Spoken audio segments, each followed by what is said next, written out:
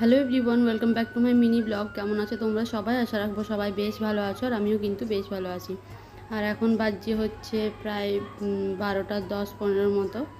তো এই just বেটুকে school থেকে নিয়ে এসেছি, আর এখন একটু লেবু পানি বানালাম দুজনের জন্য। বেটুকেও দিলাম এক গ্লাস আর আমিও খেলাম। আর রান্নাবান্না সব কমপ্লিট হয়ে গেছে, চলো তোমাদেরকে দেখিয়ে দিই। তো আজকে বানিয়েছি হচ্ছে ডিমের ঝোল, ভাত আর একটু আমের চাটনি বানিয়েছি। আর তারপরে বেটুকে স্নান করিয়ে ওকে রেডি করিয়ে দিলাম।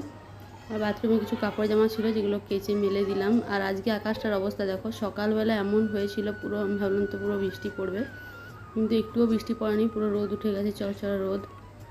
আর এখানে ঘরে এসে দেখো কুলারটাতে জল ভরে নিচ্ছি, কারণ এখন এসছে সাপ্লাই জল, আর সাপ্লাই জলটা খুব ঠান্ডা থাকে, যার জন্য কুলারটাতে আগে জল ভরে নিলাম, কারণ দুপুরবেলায় তো চালাতে হবে, তার জন্য আগে থেকে জলটা ভরে নিয়েছি। আর এখন হচ্ছে বেটুকে খাইয়ে নেব।